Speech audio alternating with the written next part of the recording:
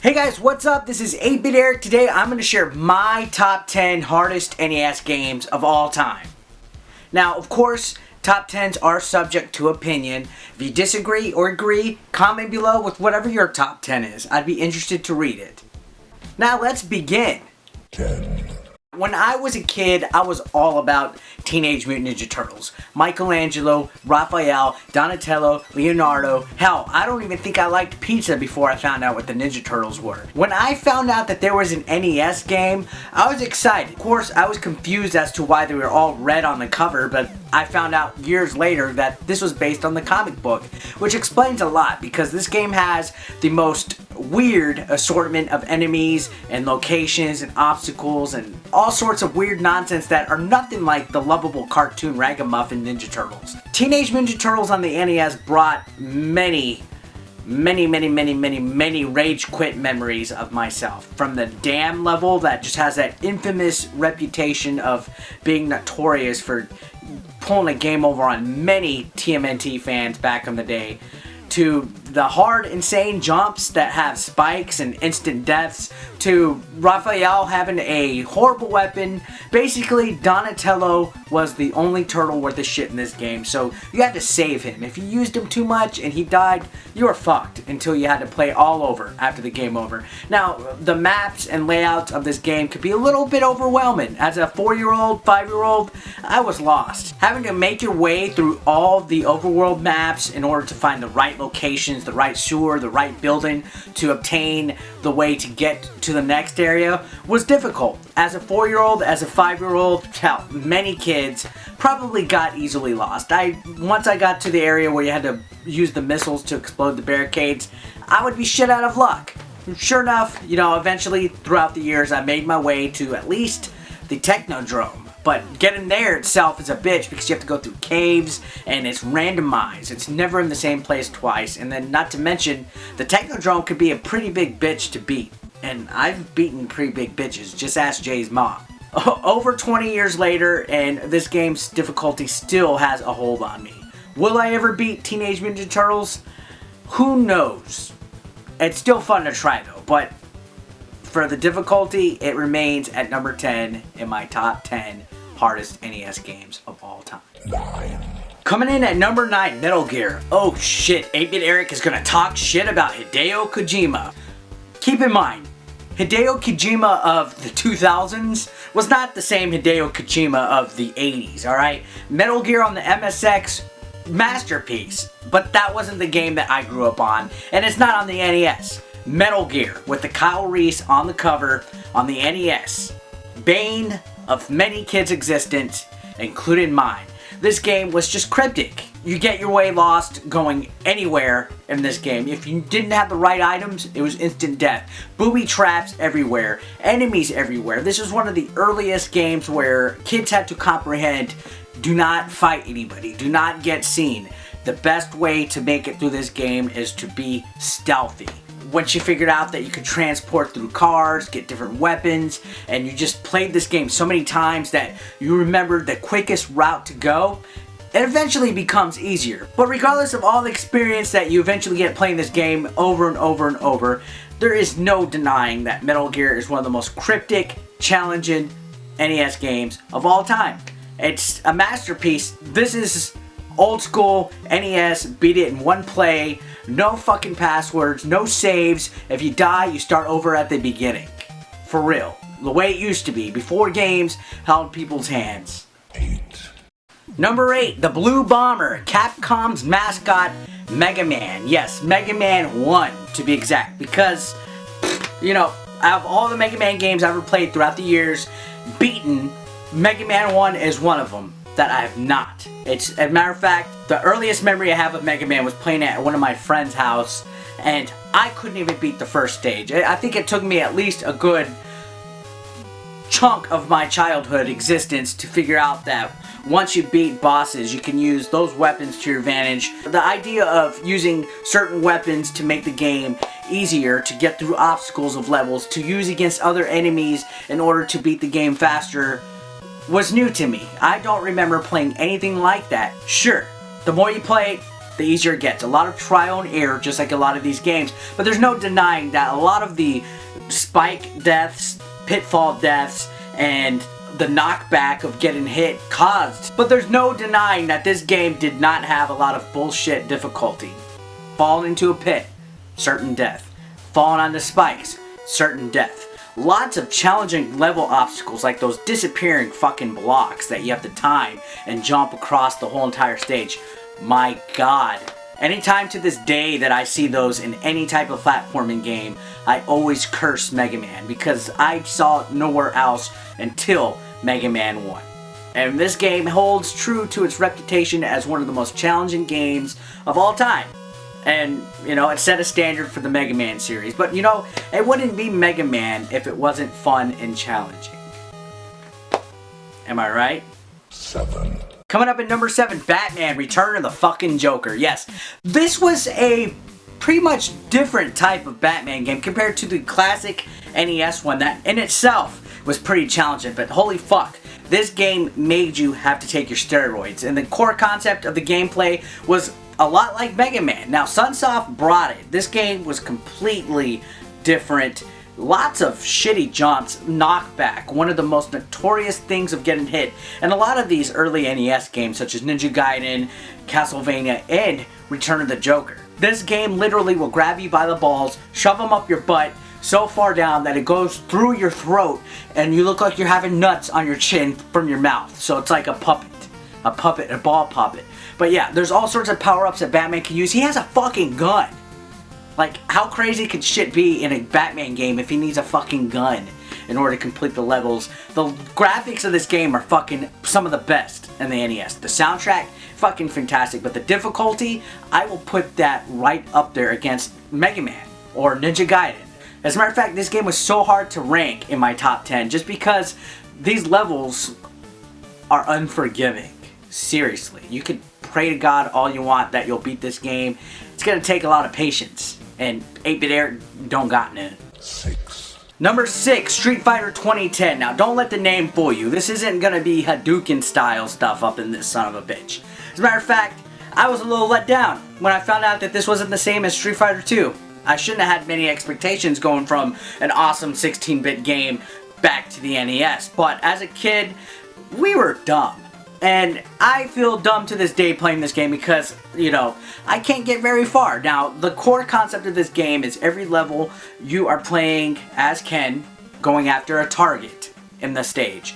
And it's a unique platforming game in the fact that you have a certain amount of time to kill the target in the stage, to find the target, make your way to a portal that opens up after you have the target that could be anywhere in the stage.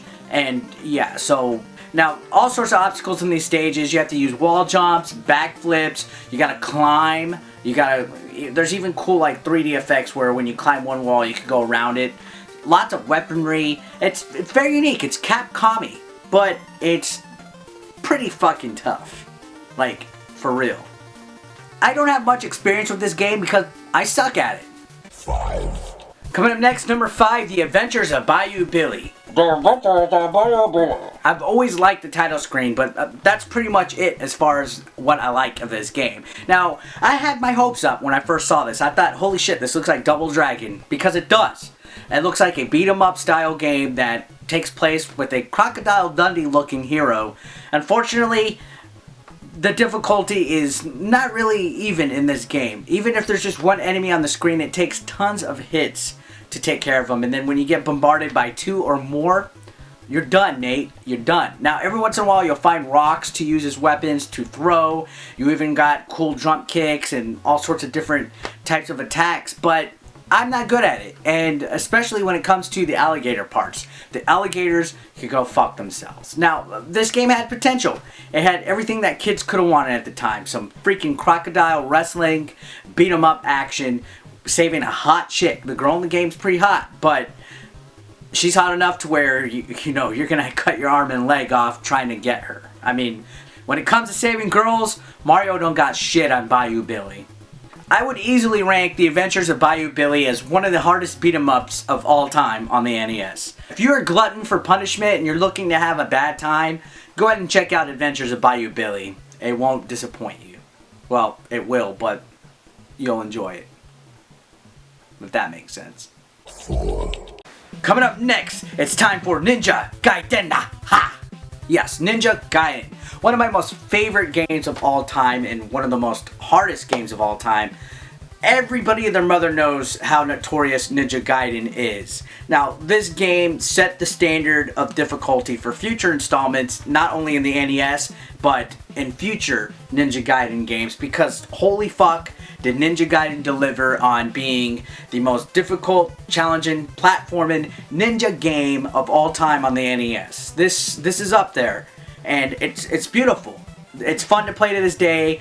Sure, there's countless enemies that easily respawn in the same place. You can literally kill a bird for 5 minutes over and over and over and over again because it just respawns instantly. Now, there's tons of power-ups that can help you. As a matter of fact, there's a nice little power-up cheat where if you have the little spin jump thing, it kills most bosses like nothing. I mean, look at this.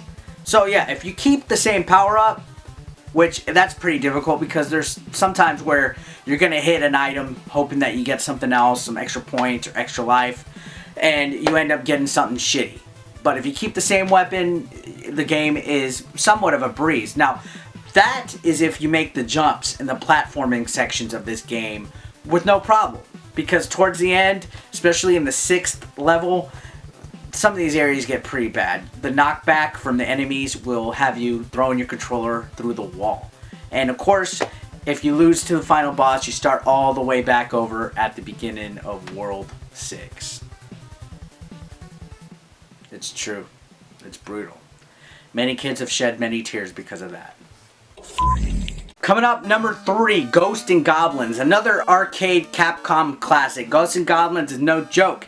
It's not for the weak either, and of course, it's one of the most spookiest and scariest difficult games of all time. You play as Sir Arthur, who's trying to rescue his fair maiden from the devil himself. Sounds fun enough, right? I don't know if she's worth it. Maybe, you know, that I guess that pussy might be pretty good, you know, if he's, you know, because, whatever. Now, you get hit twice, that's it. First hit, get your armor off. Second hit, you're dead. You're dead. You're fucking dead. Now, you have an array of weapons at your disposal.